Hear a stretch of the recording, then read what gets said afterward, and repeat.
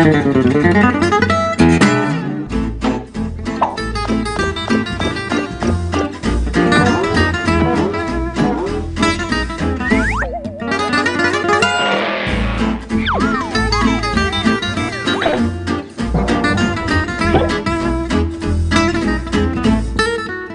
name is Bob Farrell, and I've been very fortunate to work a lifetime at something I love doing, serving customers. For me, it was ice cream parlors. For you, maybe it's retail, healthcare, finance, etc. Whatever we do, remember, our business is not what we sell, it's who we serve. You and I are in the people business. We take care of people for a living. Hopefully, they leave happier than when they came in. At least that's what we try for. One of the best things that ever happened to me was to get a letter from a disappointed customer. Dear Mr. Farrell, I've been coming to your restaurant ever since you opened. I really love the place. Love your ice cream. I love the fun. I love your hamburgers. They're the best. I love your pickles. They are the best pickle in Seattle. I always ask for an extra pickle. They always give me one. Today, Mr. Farrell, I came in, had my usual, asked for an extra pickle from the young waitress. Well, I don't know where she got the idea, but she said, well, I'll have to sell you a side of pickles for 75 cents. If that's the way you're going to run your restaurant, Mr. Farrell, I'm not coming back. Well, I got that letter, and from an entrepreneur who's just starting on his second store, that hurt. I wrote him a letter. I said, please, we still give pickles away. Don't you worry about it. Da-da-da. Please come back. Gave him a coupon. But what happened is, I thank him to this day. The war cry of our company became, give them the pickle. Take care of the customer. No matter what happens in our business and we hear something going on, somebody says, well, should we do it? Give them the pickle. I talk to companies all over the world. No matter where I go, I always find that successful companies and successful employees have mastered the same four things when it comes to taking care of customers. The first thing they do is give away pickles. They make people happy. In other words, they've made serving others their #1 priority. I spoke to a bunch of garbage men. They brought me in to speak on customer service. I gave the talk, and they gave me a big hand, they loved it, da-da-da-da. And after my talk, the guy comes up, he said, Mr. Farrell, I love your story about the pickle. I said, well, thank you. He said, we give pickles away all summer. I'm thinking garbage truck, pickles. This guy's got it screwed up. I said, what do you mean you give pickles away? He says, we start lawnmowers. I said, what? We start lawnmowers. What do you mean? He said, well, my son and I, we drive around, he helps me in the summertime, and we see somebody up on their lawn cranking away. We stop the truck, go up there, and we stop the lawnmower for them. We can start any lawnmower ever made. I says, you got it. That's the pickle. What's your pickle? What is that extra or special thing you do to make people happy? That's your pickle. Maybe it's walking the customer to the item they're looking for instead of just pointing. Maybe it's a handwritten thank you on every order shipped out to the customer. Maybe instead of just delivering their food, patients get a menu so they can order what they want when they want it.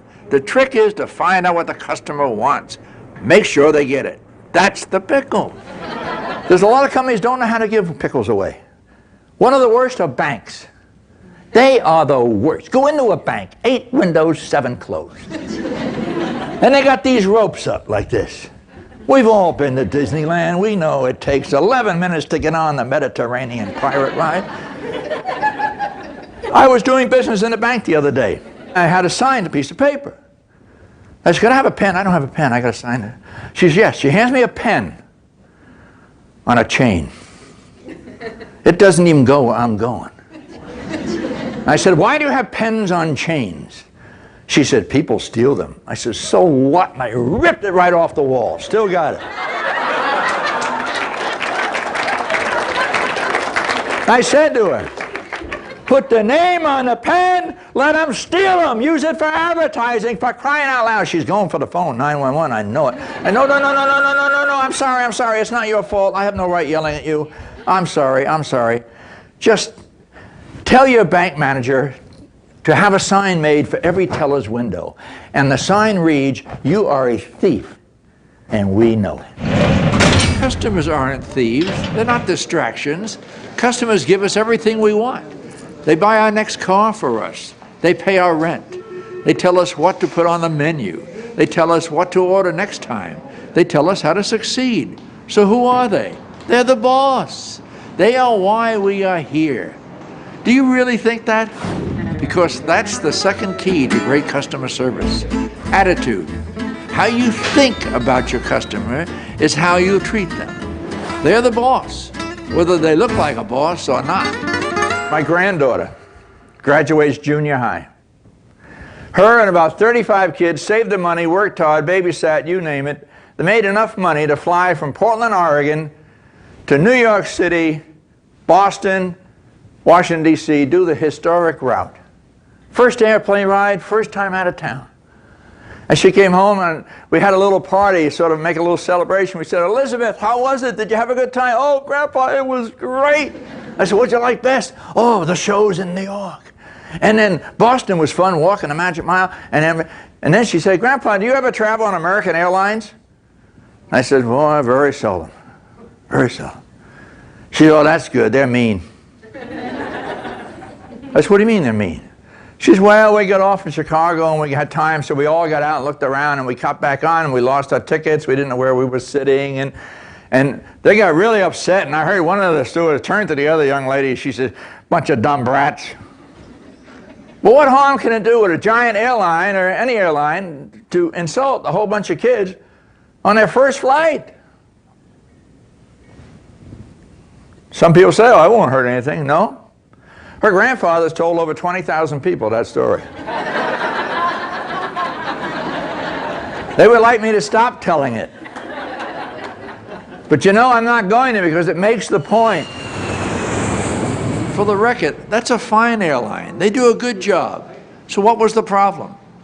What caused over 20,000 people to hear that story? One employee having a bad day with a bad attitude. That's all it takes. Never forget that you are the face of your company to every customer you come in contact with. We're in show business. The curtain's up. They walk into our businesses. What they see is what they get. We're in show business. I had the greatest opportunity to work in Disneyland before I opened my first restaurant. And they don't hire, they cast. Let's say they need a street sweeper and you're interviewing. They'll say, "I'd like you to play the part of a street sweeper. Now this street sweeper is a happy guy or gal. Can you play that?" "Yeah." "He loves little children. Loves it. Oh, can't wait. Can you play that role?" "Yeah." "He loves to answer stupid questions all day. Can you play the role?" "Yeah, I can play that." "Fine. You're going to play the part of a street sweeper." And you see, that's what life is, I think. Sometimes we just have to play the role because we feel so lousy. I'll have to admit something. A lot of you have been to Pharaoh's. We used to sing happy birthday to every kid that came in on his birthday. And they lied. They came in anyway. "It's my birthday today." But we didn't care. Nobody came alone. I sang happy birthday 187 times one day.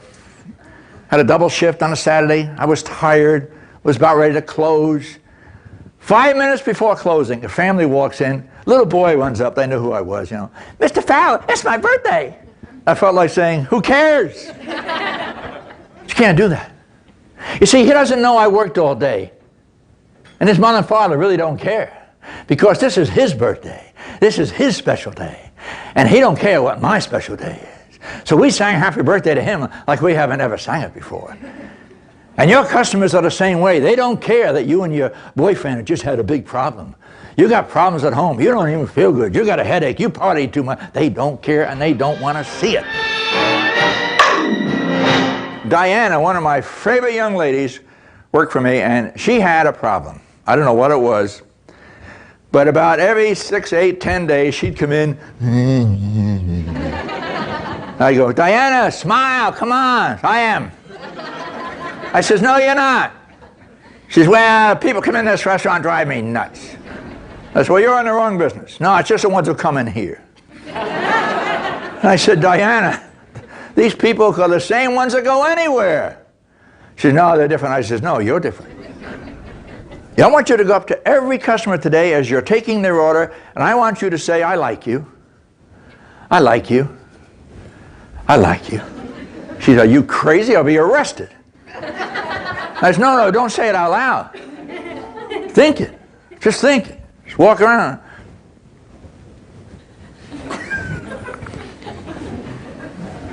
Oh, come on. Try it, Diane. Come on, let's try it. Okay, I'll try it. So she's working away that day, and she'd go by me. Diana, you doing it? I'm doing it. I'm doing it. You know, I'm not kidding. In about 20 minutes, Diana was walking with a quick step, smiling. The customers were talking. They had a good thing going on. You could just tell by watching the crowds. And she came up to me after the shift. She said, Mr. Farrell, you gave me every good customer today, didn't you? I said, I did not. She said, I tripled my tips. I said, yes, and your attitude was great. She says, I have to admit it. It was better. The next key to great customer service is a surprise to some people. It's not very flashy. It's not very showbiz. In fact, it's only noticed when it's not there. It's a secret to a good kitchen. No, it's a secret to your life. It's a secret to your business. It's a secret to almost everything you do. Consistency. You must be consistent. One of the main reasons people go back to a restaurant, and most businesses, is they like what happened last time. And when they walk in and it doesn't happen like it did last time, the first thing they say, uh-oh, they're slipping. And I don't care whether they work in grocery stores, hardware stores, furnishing stores, clothing stores, whatever it was, whether they got greeted, everybody was nice, they wrapped their packages, they really cared, they want that again and again. And when they don't get it, they go, uh-oh, a light goes on. There are no shortcuts to consistency. It comes from setting high standards, practicing those standards every day, and holding those high standards as non-negotiable. It's been said that great customer service is about ordinary people doing ordinary things extraordinarily well. Once the customer gets the pickle, they're going to want it every time they come back. That's consistency, and it's the third key to great customer service. Whether you're out front, in the spotlight, or behind the scenes, remember, everything you do ends up in front of the customer, so do it well.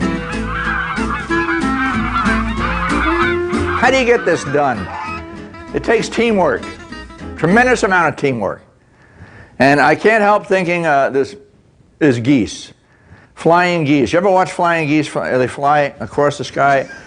They can fly 71% further by flying in a V formation because the one up front, as he flaps those big wings, and those are big if you've ever seen a goose, the air currents help lift the second two, and it's easier and easier and easier. Get a pair of binoculars, watch the last goose in one of those formations. He's back there like this. Oh, well. Nothing to do, except he will fly up and replace the lead goose. And that's what I call teamwork. Nobody can do this alone. Teamwork is the fourth and final key to great customer service. The best definition for team that I've ever heard went something like this.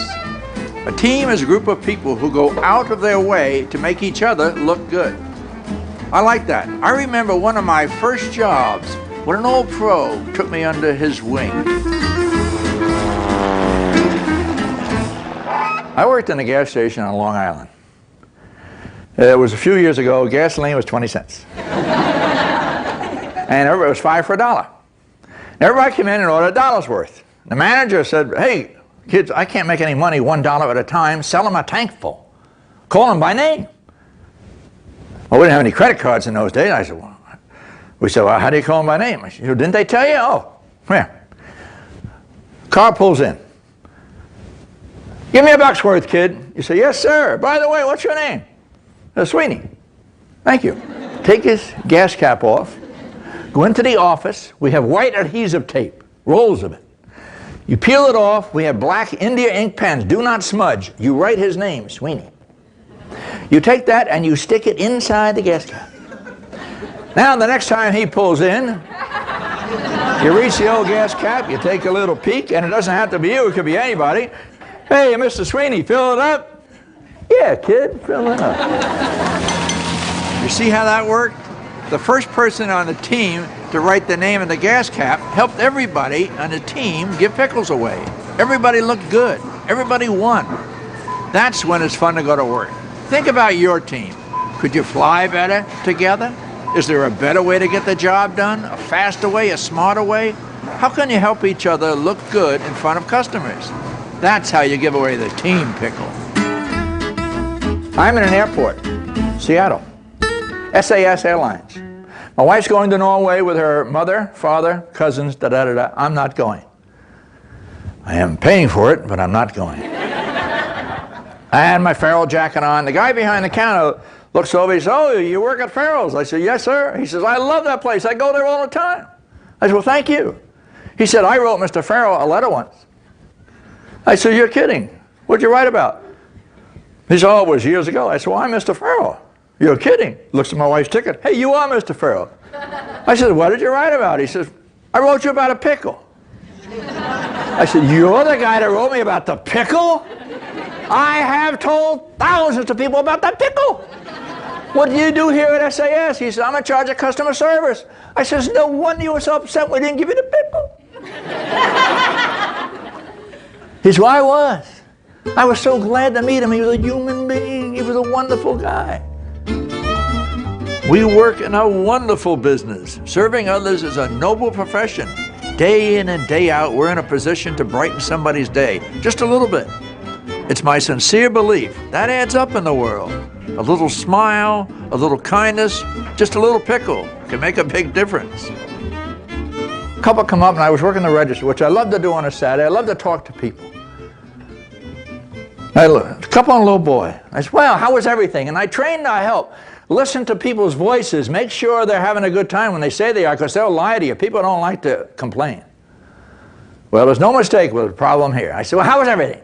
He says, fine. How much is my bill? She added up in those days. We used to add them up at the register. I said, was there a problem, sir? He said, no, forget it. I said, I don't want to forget it. I want to fix it.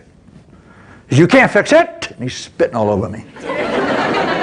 I said, sir, something's wrong. I don't want you leaving here feeling the way you do.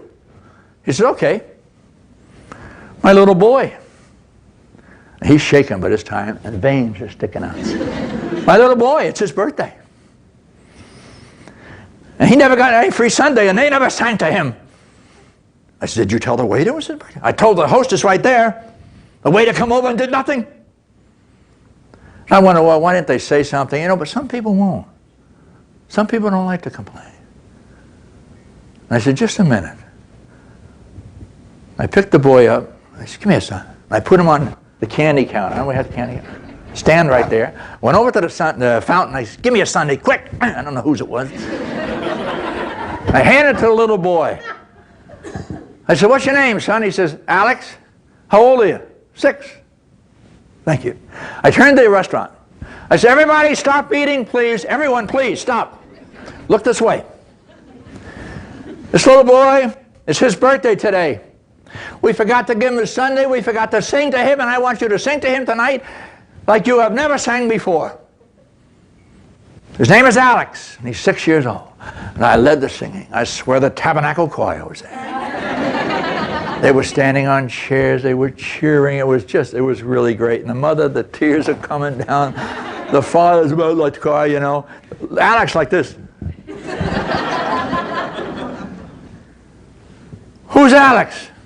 The boss. The boss. He came in for a free Sunday? A song. But who is he? The boss.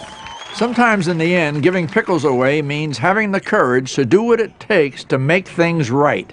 Ask yourself, how would you want the problem solved? Then do it. Take care of the boss, and you'll never go wrong.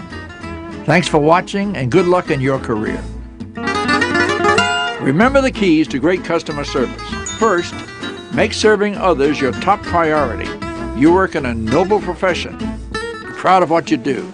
Second, choose your attitude. You're in show business, so play the part. Third, be consistent in all you do. Set high standards and stick to them. Finally, commit to teamwork.